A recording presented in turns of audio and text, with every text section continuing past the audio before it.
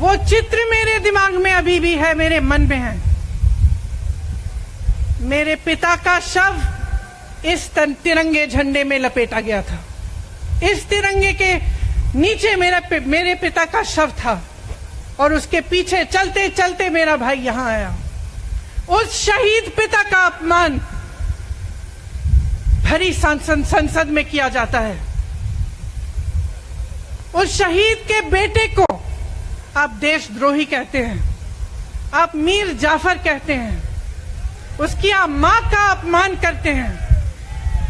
आपके मंत्री मेरी मां का अपमान भरी संसद में करते हैं। आपके एक मुख्यमंत्री कहते हैं कि राहुल गांधी को पता भी नहीं है कि उनका पिता कौन है। आपके प्रधानमंत्री भरी संसद में खड़े होकर कहते हैं कि ये परिवार नेहरू नाम को इस्तेमाल क्यों नहीं करता। पूरे परिवार का अपमान करते हैं। कश्मीरी पंडित समाज के रिवाज का अपमान करते हैं, जिसके तहत एक बेटा अपने बाप के मरने पर पगड़ी पहनता है, परिवार की परंपरा को आगे बढ़ाता है। लेकिन आप पर कोई मुकदमा नहीं होता, आपको 2 साल की कोई सजा नहीं मिलती, आपको जेल की सजा नहीं मिलती,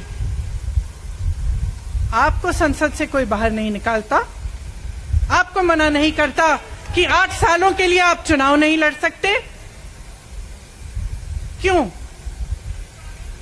मैं पूछना चाहती हूं क्यों?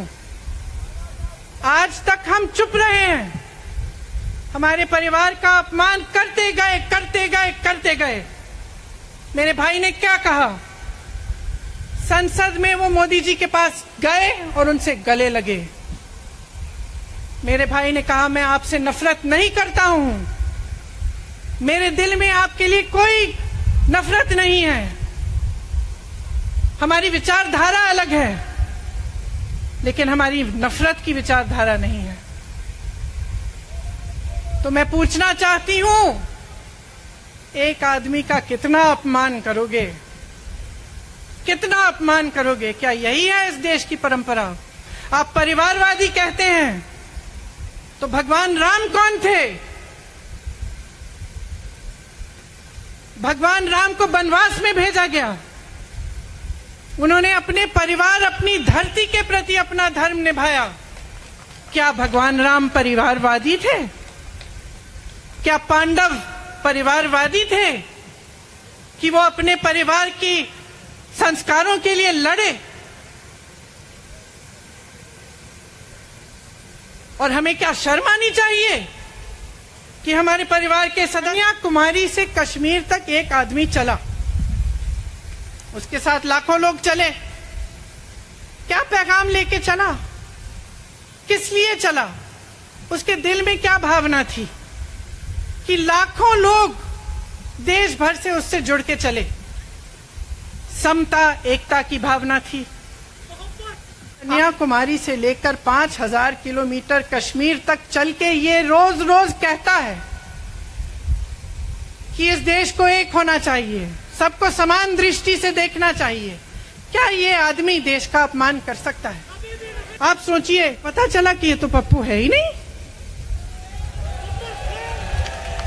इसके साथ तो लाखों लोग चल रहे हैं, ये ईमानदार भी है, ये सब बातों को समझता भी है, ये जनता के बीच जा रहा है, जनता की समस्याओं को सुन रहा है। फिर वापस कब गए केस खुलवाने के लिए? राहुल गांधी के संसद में अडानी के भाषण देने के 1 हफ्ते बाद, 1 हफ्ते बाद वो आदमी वापस जाता है, कहता है केस खोल दी, सुन लीजिए, अब हम तैयार हैं। 1 महीने के अंदर अंदर जज कह देते हैं वाह वाह वाह वाह, बहुत धैर्य है आप में। अरे कायर हैं, कायर है इस देश का प्रधानमंत्री। लगा दो केस मुझ पर, लगा दो केस मुझ पर, जेल ले जाओ मुझे भी, लेकिन सच्चाई ये है कि इस देश का प्रधानमंत्री कायर है, अपनी सत्ता के पीछे छुपा हुआ है,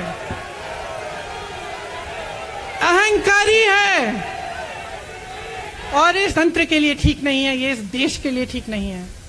और जैसे खड़गे जी ने कहा कि तमाम पार्टियों ने आज अपनी आवाज उठाई है, उनका हम सब धन्यवाद देते हैं।